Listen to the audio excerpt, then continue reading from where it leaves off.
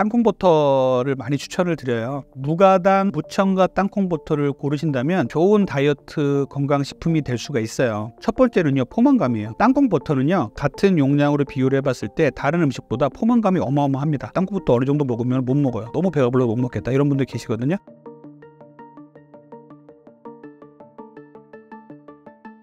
비만 전문의가 절대 먹지 않는 음식은 무엇인가요? 저는 이제 다이어트 비만 공부를 하면서 절대 먹지 않는 음식이 4가지가 있어요.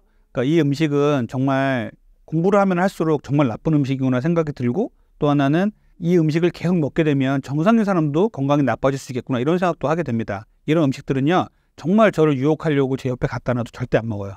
공짜로 먹으라 해도 안 먹는 음식들이 있습니다. 첫 번째는요, 저는 시리얼이에요. 시리얼은요, 간편하게 바쁜 현대인들 위해서 나온 게 시리얼이죠. 시리얼이 나온 역사적인 배경이 있어요. 산업혁명 시기에 노동자들을 열심히 일을 시켜가지고 최대의 자본을 뽑아야 되는데, 이 자본가들이 보기에 이 사람들이 밥 먹는 시간도 좀 줄여야 된단 말이에요. 그래서 뭐를 줄까 하고 이제 고민을 하다가 이 탄수화물들, 곡류를 갖다가 압착을 시키고 여기다가 여러 가지 이제 당분도 넣고 해가지고 만든 게 시리얼입니다. 시리얼은요, 탄수화물 덩어리예요. 여기다가 곡류에다가 설탕을 집어넣죠. 그리고 여러 가지 첨가물들을 집어넣죠. 아침에 우유에다가 시리얼을 말아 먹고 나간 사람들은요, 혈당이 200 이상 치솟아 올라간다 이런 경험을 하신 분들 많이 계세요. 그래서 요즘은 뭐 시리얼도 건강을 위해서 좋게 만들어진 아주 잘 만든 시리얼도 있다고 들었어요. 그런데 제가 말씀드리는 건 일반적인 시리얼이에요. 그리고 저도 정말 좋은 시리얼을 많이 만나보려고 많은 거를 구입을 해서 제 스스로 먹어보고 혈당도 재봤는데 대부분 실패했어요. 대부분 시리얼은 혈당을 어마어마하게 높입니다. 그래서 혈당을 갑작스럽게 높이는 시리얼을 아침에 먹고 나간다면 하루 종일 혈당 스파이크에 시달릴 수가 있어요. 시리얼을 먹고 과연 호랑이 기운이 났는가를 한번 생각을 해보셔야 돼요. 호랑이 기운이 잠깐 났다가 푹 꺼져서 토끼같이 될 수도 있습니다. 그래서 이렇게 아침에 시리얼을 먹는 습관들은 정말 안 좋고, 시리얼은 다이어트 하시는 분들이나 이런 분들은 좀 피하시는 게 좋다고 저는 말씀을 드려요. 두 번째 제가 피하는 음식은요, 감자튀김이에요. 자, 삶은 감자와 감자튀김은요, 전혀 다른 음식이라고 보시면 돼요. 삶은 감자의 GI 지수, GL 지수와 이 기름에 튀긴 그 감자는요, 정말 다르거든요.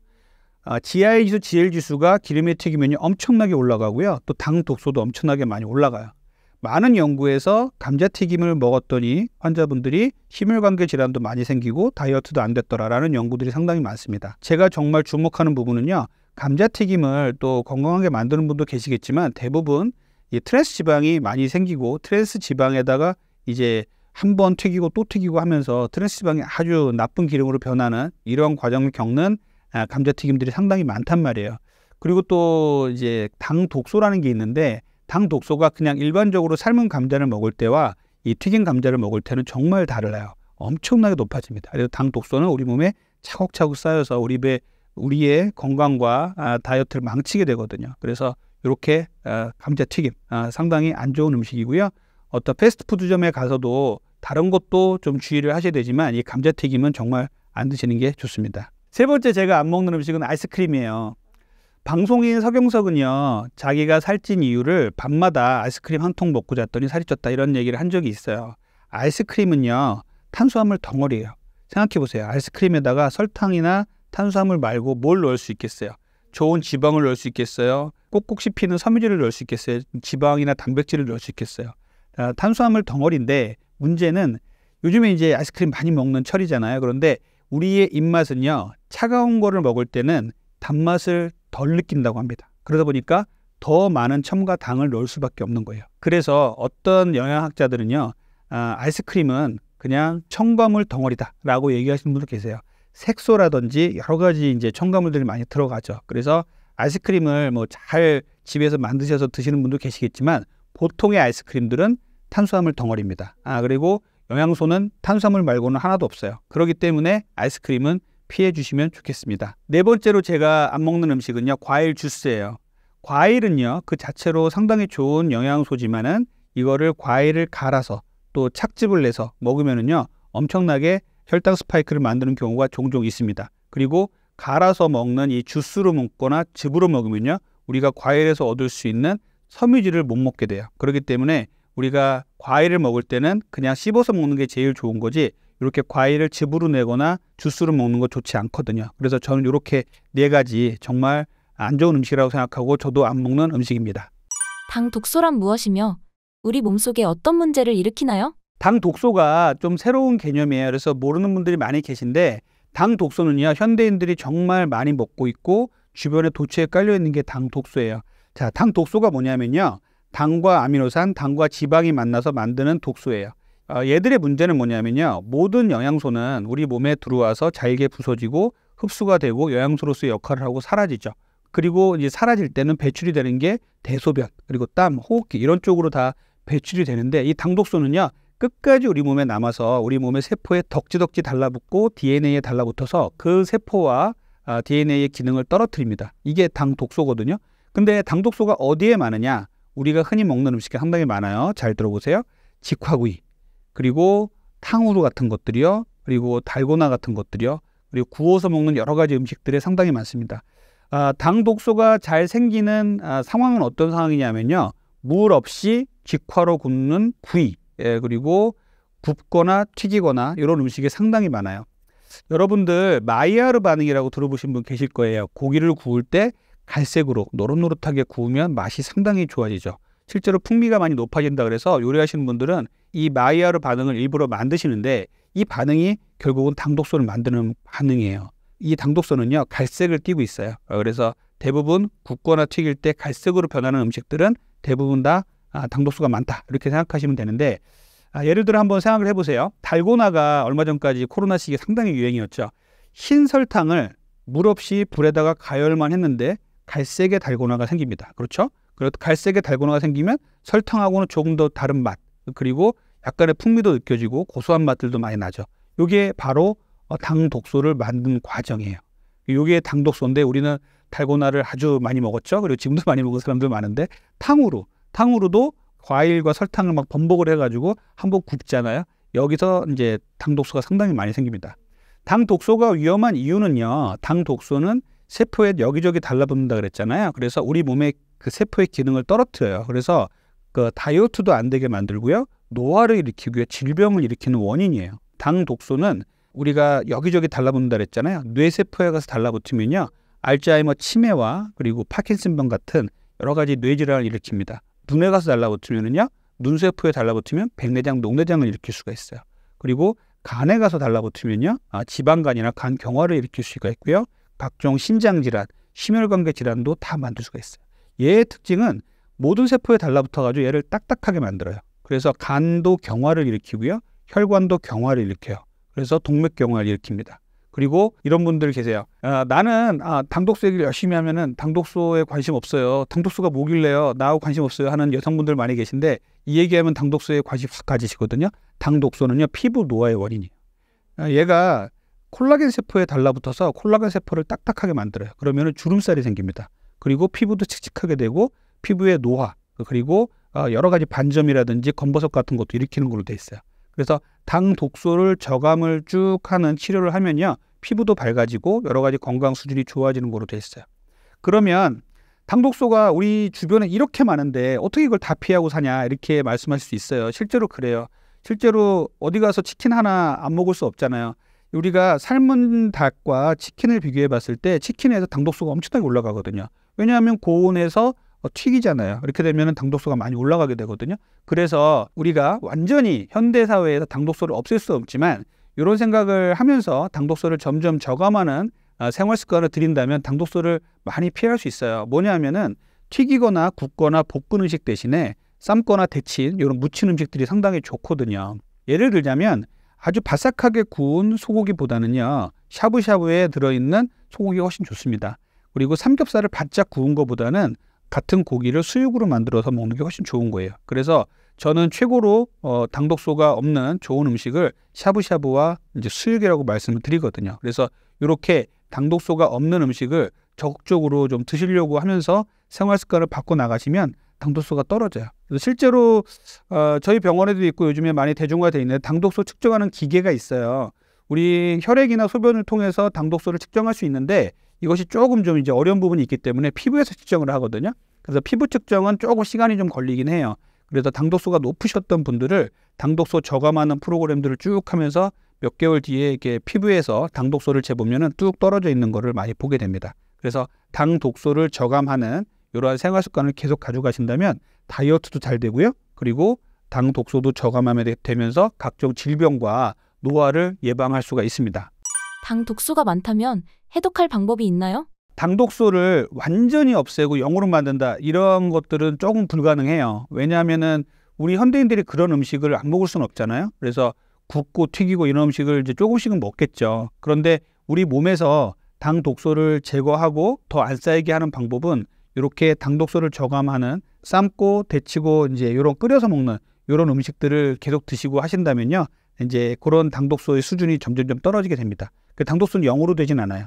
줄일 수 있을 뿐입니다.